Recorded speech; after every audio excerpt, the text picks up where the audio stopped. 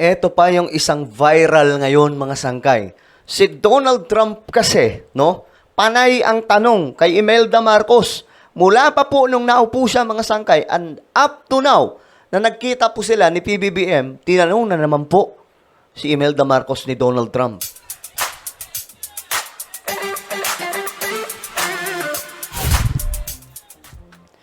Yo, what's up?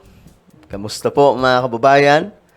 Mga solid sangkay. At ito, pagkwentuhan po natin ngayon itong masyado pong viral ngayon, no?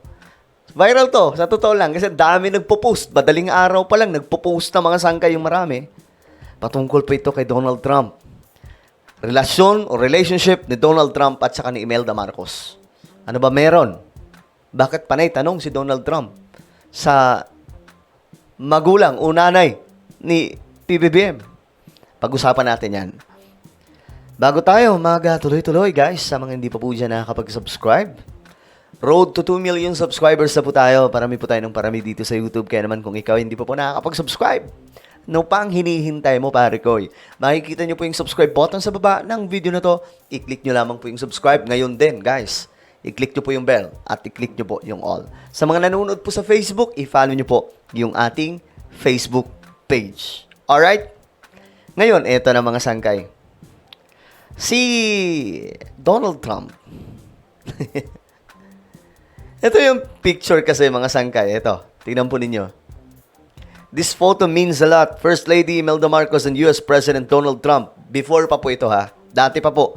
Tingnan nyo mga sangkay kung gaano po sila ka-close at that time. Di ba? Si Donald Trump ay isa pong negosyante, mga sangkay. At tingin ko, may alam o malaki ang alam ni Donald Trump sa Marcos wealth. Tingin ko kasi ano sila mga sangkay, panay tanong ito Panay tanong po si Donald Trump kay PBBM about kay Imelda Marcos. Ngayon, ito nga po ang balita. Pangulong Trump, mainit ang pagtanggap kay Pangulong Marcos. Pinuri ang legacy ng pamilya Marcos. Diba? Pinuri. Pati po, yung legacy ni Ferdinand E. Marcos, alam po ni Donald Trump kung gaano kagaling itong si Ferdinand E. Marcos. At alam niya po kung paano mamuno ang mga Marcos at alam po niya ang kakayahan ng isang Marcos. At kung ano ang Marcos pagdating sa maraming mga bansa. Pag pinag-uusapan na po ang Marcos wealth. Ngayong araw, mainit na sinalubong ni dating US President. Ba't dating? Dapat hindi to dating. Mainit na sila lubong ni US President Donald Trump, si Pangulong Ferdinand Marcos Jr. Medyo nagkamali lang ng typing to. Sa White House habang tinatalakay ang kasunduan sa kalakalan at mas matibay na ugnayan sa Indo-Pacific region. Sa pasimula pa lang ng usapan, agad tinanong ni Trump, "How's Imelda?" Diba? Nakakaano yan, mga sangkay, nakakagulat kasi nakaraan pa po tinatanong ni Donald Trump yung magulang o mother ni PBBM na nagpapakita, how's Imelda? Na nagpapakita ng personal na pagkakakilala sa dating unang ginang ng Pilipinas. Si Trump at Imelda Marcos ay minsang naging bahagi ng international na jet set noong dekada 80. Ayan mga sangkay, sa kanyang pahayag, pinuri ni Trump ang pamilya Marcos, a great family. Grabe, no? Hindi po sinabi, a great family of Duterte. Hindi po ganun. Great family, legacy, and highly respected in this country. I know that because I have many friends in the Philippines. Ang ganitong klase ng papuri ay itinuturing na positibong senyales ng tiwala at respeto mula sa isang leader ng Estados Unidos na maaaring magbukas ng mas maraming oportunidad sa kalakalan, negosyo at diplomatikong ugnayan sa pagitan ng dalawang bansa. Ayon sa White House, tinalakay ng dalawang leader ang mga isyong may kinalaman sa kalakalan, seguridad at pagpapatatag ng kanilang alyansa. Kasama rin sa pag-uusap ang paggunita sa ika-80 na anibersaryo ng pagkakaisa ng Pilipinas at Amerika noong World War II. Si PBBM, ito pa, mga sanggay, special guest, no?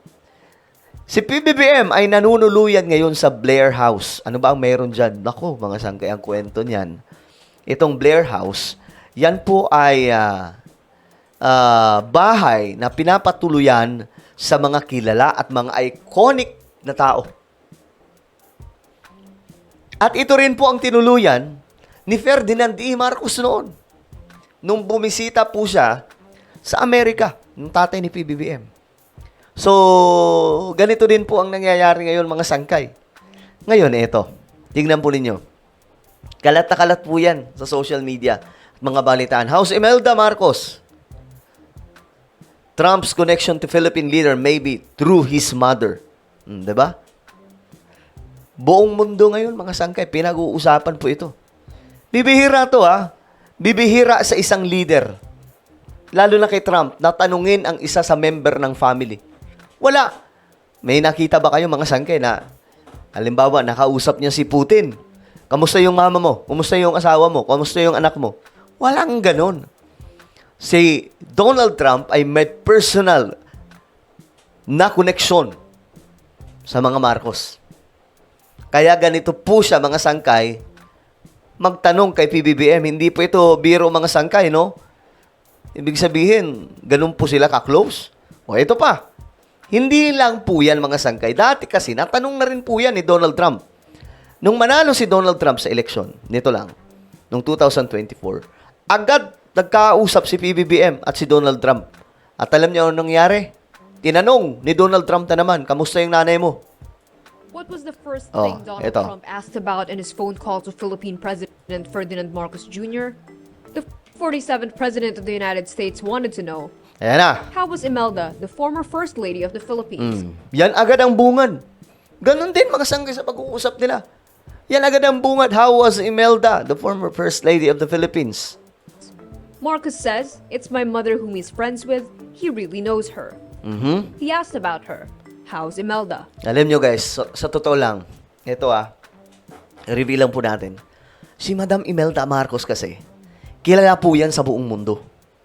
Totoo po yan, kilalang kilala po siya. Yung world leaders, lalong-lalo na po yung mga king and queen or mga prinsipe, mga sangkay, mas kilala po nila si Imelda Marcos kaysa sa lahat ng iba pang mga leader ng buong mundo.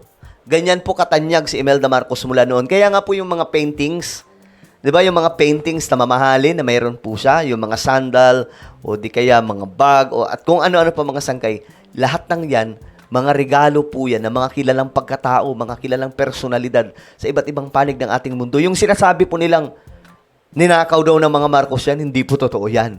Mga Marcos ang ninikawan ng mga paintings. Kasi yung mga paintings na yan, na sobrang mamahal, inaabot po ng billion, mga sangkay, o ilang milyong dolyar ang halaga. Yan po ay bigay kay Imelda Marcos kasi ganun po siya kakilala at that time. Hindi lamang po si Ferdinand E. Marcos ang kilala noon. Si Imelda Marcos ay rockstar not just in our homeland, kundi sa ibang mga bansa. Oh, eto mga sangkay, tingnan nyo po kung paano po nire-respeto ng Amerika ang Pilipinas. Ito yung pagdating ni PBBM, mga sangkay. Tingnan po ninyo, mabuti. Medyo nakakakilabot sa kung iisipin na ganito ang pagkilala ng US.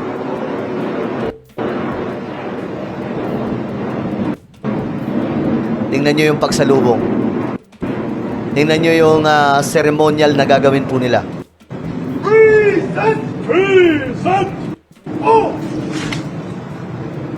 Grabe.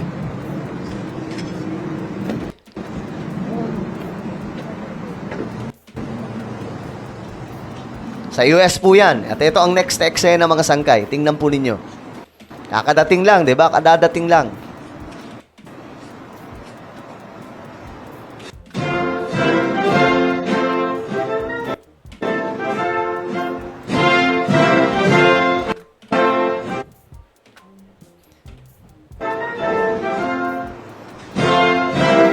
So, ganyan po ka-respetado ang Pilipinas. Ngayong si PBBM po ang namumuno. Ngayon, eto mga sangay, balikan po natin. Pinost ko na nga po ito. Dati po, si Imelda Marcos, si Donald Trump, si Imelda Marcos at iba pang mga tao, mga sangkay, magkakasama po sila sa New York. Ayan po. Hindi po yan sila yung tipong ano lang, may connection po talaga. Ayan o. Magkakasama po sila dyan, nasa isang table lang, nagkakantahan. Ayan po. Ito si Donald Trump, bilib na bilib po kay Imelda Marcos. Di ba? Kasi nga po, personal sila talaga na magkakilala, na magkaibigan mga sangkay. Ayan po. O ngayon, ano masasabi po ninyo? Comment down below mga sangkay. Meron po tayong YouTube channel, Sangkay Revelation. Hanapin nyo po ito sa YouTube. Kapag nakita nyo na, i-click nyo po yung subscribe, i-click ang bell, at i-click nyo po yung all. Ako na po ay magpapaalam. Mag-iingat pong lahat. God bless everyone.